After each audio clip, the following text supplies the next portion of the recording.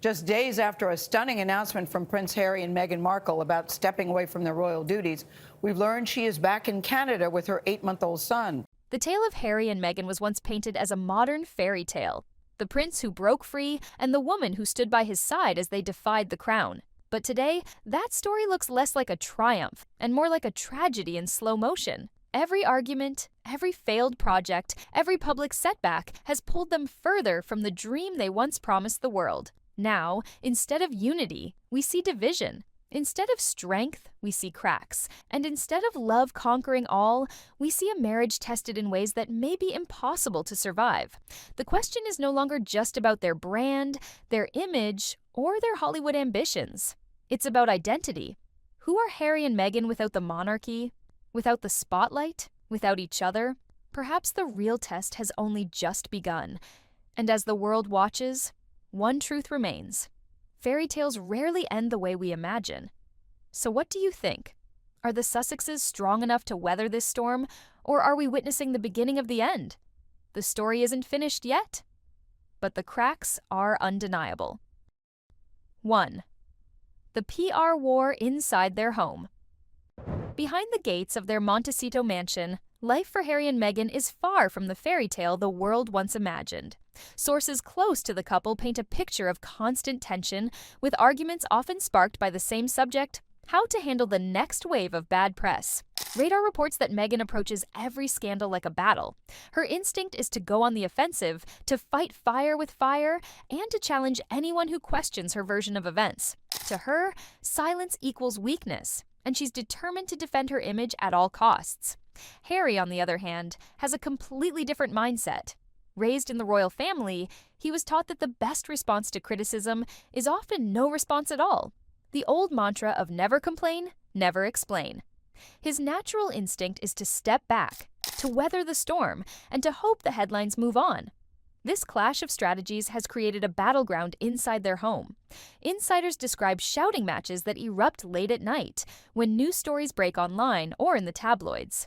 Meghan demands they fight back, hire more PR specialists, and push their side of the story.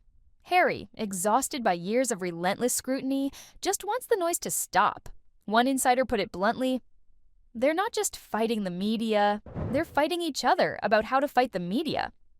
And that difference in approach, while it may sound small, cuts to the very core of who they are. Meghan is a fighter, driven by control and perception. Harry, despite his public persona, longs for peace and escape. The result? A household where every new headline feels like a grenade tossed into their marriage. Each scandal doesn't just damage their reputation, it deepens the cracks between them. And with every argument, the distance between Harry and Meghan seems to grow wider. 2. A damaged public image. When it comes to public opinion, numbers don't lie. And for Harry and Meghan, the numbers are brutal. The latest polls show Prince William riding high at a 74% approval rating. His wife, Catherine, the Princess of Wales, sits right behind him at 71%. Even Princess Anne, often quiet and out of the spotlight, commands an impressive 70%. These are figures that reflect stability, respect, and admiration. Now, let's contrast that with Harry and Meghan. Prince Harry's approval has plummeted to just 28%. Meghan fares even worse, a mere 20%. That number places her only slightly ahead of Prince Andrew, a man disgraced by scandal and stripped of royal duties. To be ranked so low, in the eyes of the very public they once hoped to inspire, is devastating. For Harry, these numbers cut deep.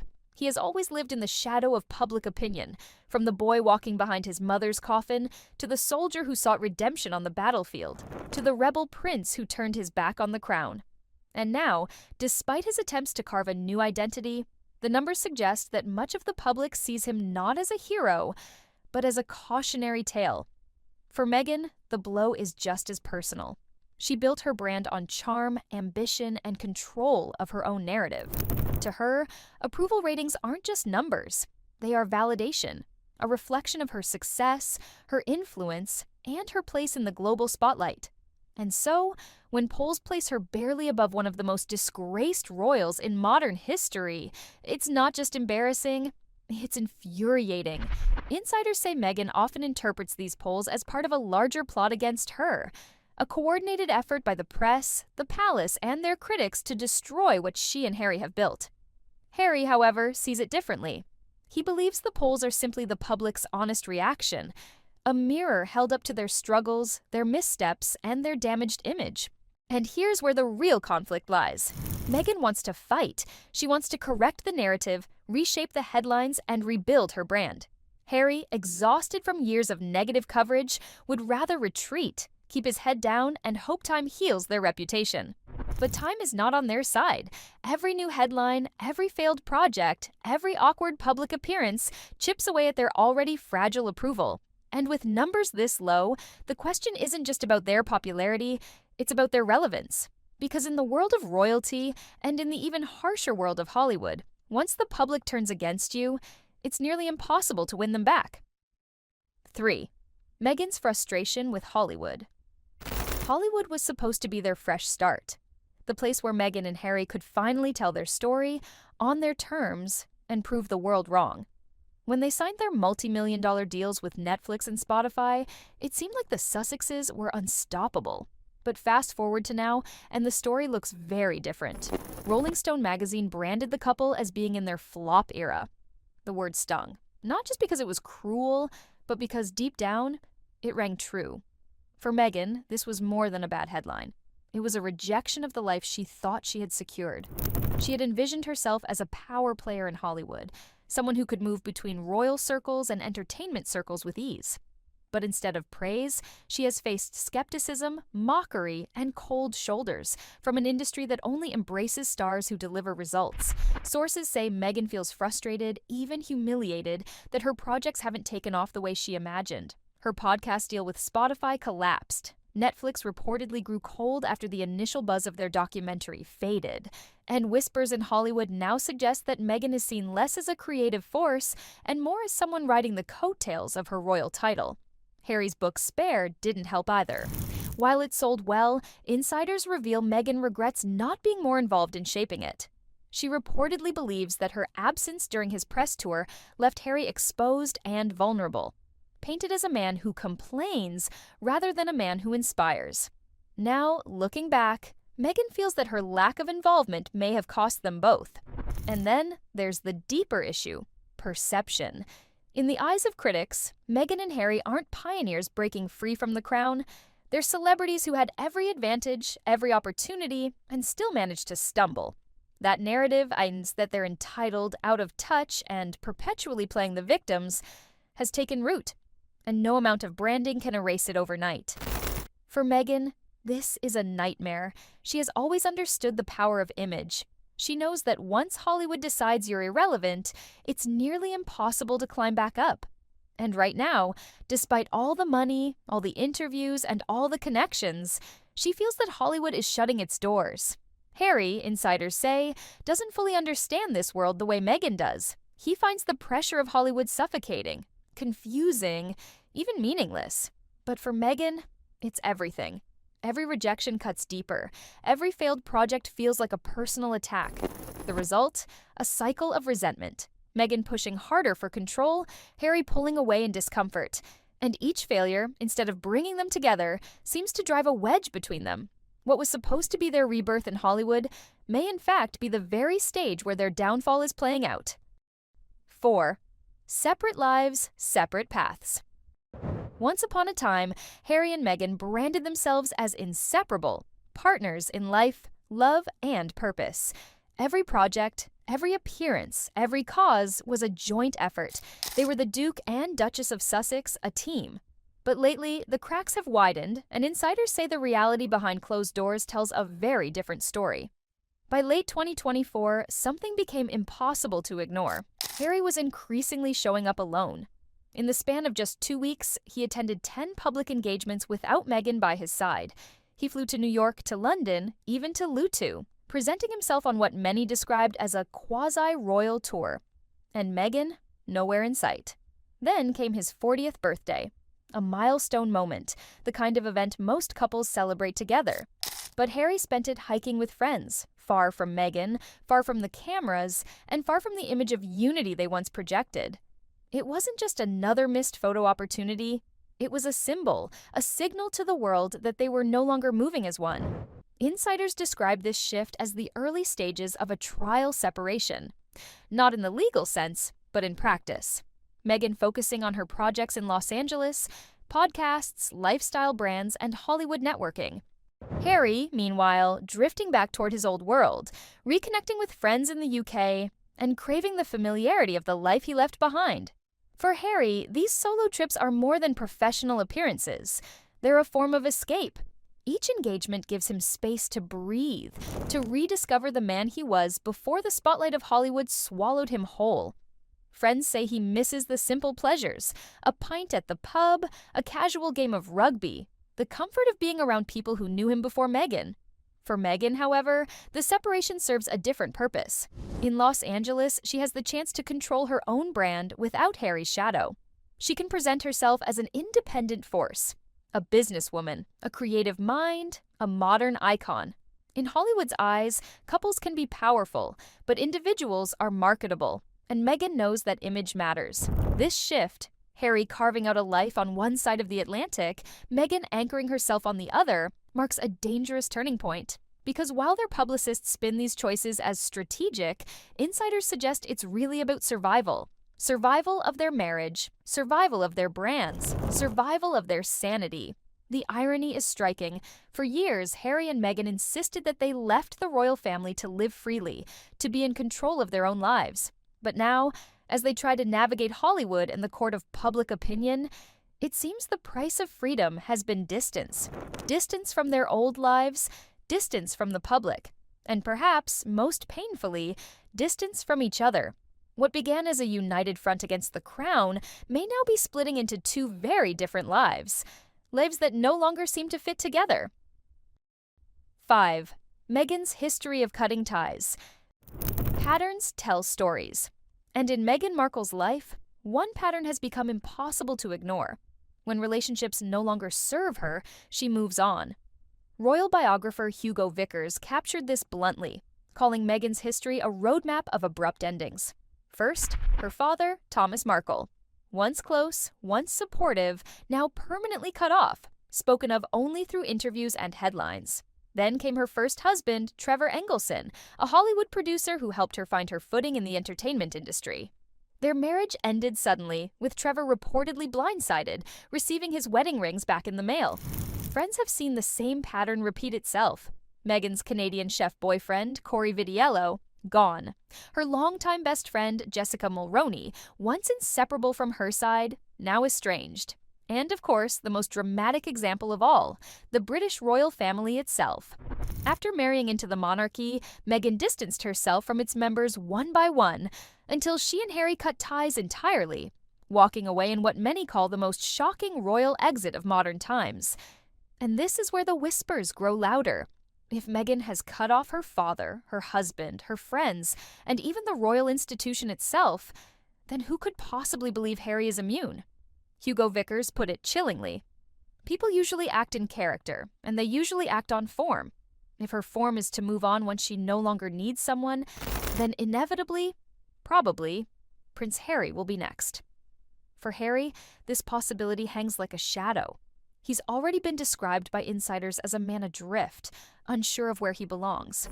His old world, the military, his mates, his family, is far behind him.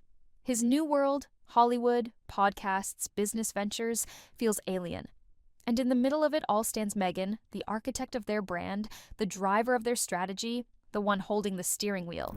Critics say Harry has given up too much. He gave up his titles, his military ties, his homeland, even his role in the royal family, all for Meghan, all in the name of love. But if Meghan were to ever walk away, what would be left for him?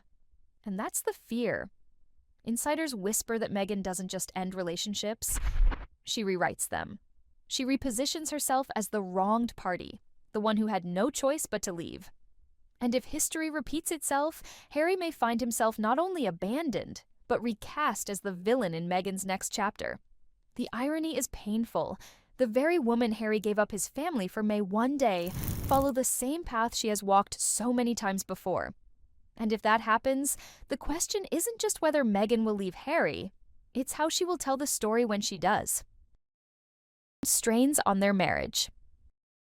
Every marriage faces challenges, but for Harry and Meghan, the strains are magnified by fame, by scandal, and by two vastly different worlds colliding under one roof. Insiders say that 2024 and 2025 have been some of the hardest years of their relationship. Project after project has either fizzled or collapsed. Their multi-million-dollar Spotify deal was abruptly cut short. Their Netflix collaborations, once hailed as groundbreaking, lost momentum after the initial excitement faded. Each setback brought not only public ridicule, but also private arguments. For Harry, the ridicule is unbearable. Friends say he feels humiliated, as though everything he touches is being mocked. He once believed their projects would prove that he and Meghan could thrive outside the royal family. Instead, each failure reinforces the criticism that they are, as Rolling Stone wrote, in their flop era. And here's where the tension deepens. Meghan's response is to push harder. More branding, more projects, more public appearances. For her, failure is a challenge to be overcome. For Harry, it's a wound, a reminder of why he left the UK seeking peace. Their responses clash again and again. Beyond business, their lifestyles couldn't be more different. Harry longs for the familiar rhythms of his old life. Nights at the pub with mates, games of rugby, the comfort of England. To him, those simple pleasures represent belonging. But Meghan has built her life in Los Angeles, a world of yoga, green juice cleanses, red carpet events, and Hollywood networking. To her, this is not just a lifestyle, but a platform, a place where she believes she can shape her identity as a global figure. This difference goes deeper than hobbies. It's cultural, it's personal, it's about identity. Harry still sees himself, at least in part, as the prince who served in Afghanistan, the man connected to his homeland and his heritage. Meghan, meanwhile, sees herself as a modern businesswoman, carving her own space in the cutthroat world of entertainment. Insiders say this has created a quiet but undeniable divide. Meghan often feels Harry doesn't fully support her vision for success in Hollywood. Harry feels suffocated by her relentless push for relevance in a world he doesn't understand and doesn't respect. And so, they compromise less and less. Meghan spends more time with her circle in California. Harry escapes on solo trips, reconnecting with old friends in the UK or attending events abroad.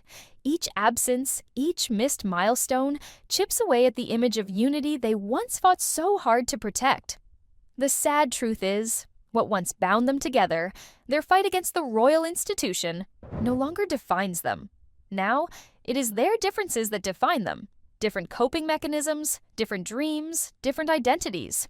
One insider described it perfectly. They're not living one marriage. They're living two separate lives under the same name. And if that's true, the question is no longer whether Harry and Meghan can survive the outside pressure, but whether they can survive each other. 7. The henpecked husband. The phrase is old-fashioned, even cruel. Henpecked husband. Yet it has become a label that many insiders and commentators quietly attach to Prince Harry.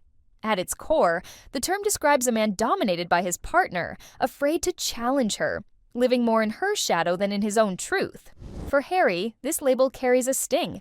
He once embodied independence and rebellion. He was the prince who broke rules, the soldier who fought on the front lines, the royal who seemed most relatable to the public. But today, critics argue that fiery independence has dulled. They say he bends too easily to Meghan's will, surrendering his identity in order to keep the peace. Insiders reveal that in their private arguments, Harry often retreats rather than resists. Meghan's instinct is to fight, to argue, to demand, to push her vision forward. Harry, weary of conflict, often yields. On the surface, this avoids immediate explosions. But over time, it creates a dangerous imbalance. One partner driving the marriage, the other simply along for the ride. This dynamic doesn't just exist at home, it plays out in public. Observers note that Meghan often takes the lead in interviews, shaping narratives while Harry sits quietly, adding only a few words. In the Netflix documentary, critics pointed out how often Meghan's voice dominated the storytelling, while Harry's role seemed reduced to agreement or defense. To some, it looked less like a partnership, and more like Meghan's stage. The irony is striking. Harry gave up his royal role in part because he wanted freedom. Freedom from the press, freedom from palace control, freedom to live life on his own terms. And yet, critics argue he traded one form of control for another. that in leaving the monarchy, he entered into a new system where Meghan's ambitions dictate his choices. Friends say this perception has started to eat away at Harry. He doesn't like being painted as weak or as a man who cannot stand on his own, but the more he tries to assert independence, with solo trips, solo events, even reconnecting with his old life, the more it highlights the very divide between him and Meghan. And then there's the public narrative. Once the adored people's prince, Harry is now seen by some as a man who has lost himself, whose voice has been swallowed up. Meghan, meanwhile, is seen as commanding, ambitious, and unwilling to compromise. For supporters, this dynamic makes her strong. For critics, it makes her ruthless. And Harry, caught in the middle, risks being defined not by his actions, but by his submission. At the heart of it lies a painful truth. A marriage cannot thrive if one partner feels erased.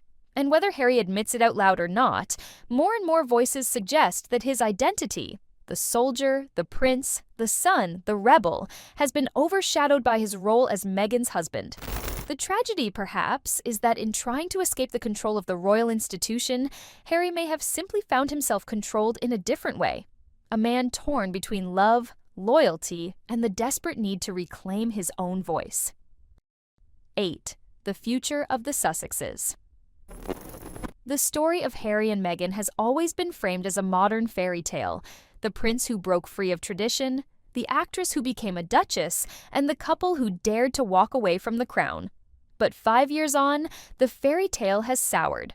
What was once a tale of love and independence now feels like a saga of failure, division, and uncertainty. The year 2025 has been especially brutal. Failed projects, falling poll numbers, whispers of separation. Each headline chips away at their image. Hollywood, once eager to embrace them, has grown colder. Netflix, their most valuable contract, seems hesitant. Spotify has already walked away. And the public appears tired of the Sussex drama, seeing them not as pioneers, but as professional complainers trapped in their own narrative. And so, the question grows louder. What comes next? For Meghan, the future seems tied to her relentless drive for relevance. She has launched new ventures, lifestyle brands, and projects aimed at solidifying her place in Hollywood. To her, reinvention is survival. But critics argue her star power has limits, that without the constant link to the royal family, her influence fades. For Harry, the pull is different. Insiders say he longs for the UK, for the comfort of old friends, and for the familiarity of his past. Each solo trip abroad, each engagement without Meghan, feels like a step toward rediscovering the man he once was. But those same steps also widen the gap between him and the life Meghan envisions. Together, they stand at a crossroads. Do they continue down the path of joint ventures and public battles, trying to salvage their brand as a couple? Or do they begin to embrace separate lives? Different projects, different worlds, perhaps even different futures? Some experts believe their marriage is already fractured beyond repair, and that it's only a matter of time before one of them makes the final move. Others argue that Harry and Meghan have endured too much together to walk away now, and that reinvention, even after repeated failures, remains possible. But here's the truth.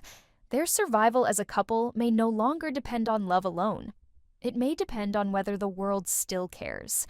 Because in Hollywood and in the ruthless court of public opinion, relevance is currency. And right now, their currency is running dangerously low. In the end, Harry and Meghan's future is not just about marriage or brand, it's about identity. Who are they without the crown? Who are they without each other? And perhaps most hauntingly, when the cameras turn away, will they still have anything left to fight for? As one royal commentator put it, they wanted freedom, but freedom comes with a price. And now they must decide whether the price was worth it. The saga of Harry and Meghan is no longer just about royal titles, red carpets, or glittering deals. It has become a story of two people caught between love and ambition, loyalty and survival, image and identity. They once walked away from the palace together, united against the world. But today the world sees a couple divided, struggling with scandals, business failures, and the slow unraveling of the bond that once defined them. Perhaps they can rebuild. Perhaps they can find a way back to the partnership that made them icons. Or perhaps this is the breaking point. The moment when the fairy tale finally collapses under the weight of reality. As the world watches, one truth is clear. Their future is uncertain, their choices are narrowing, and time is running out. So we're left with a haunting question. Will Harry and Meghan's story be remembered as a tale of resilience, or as the downfall of a modern royal love story?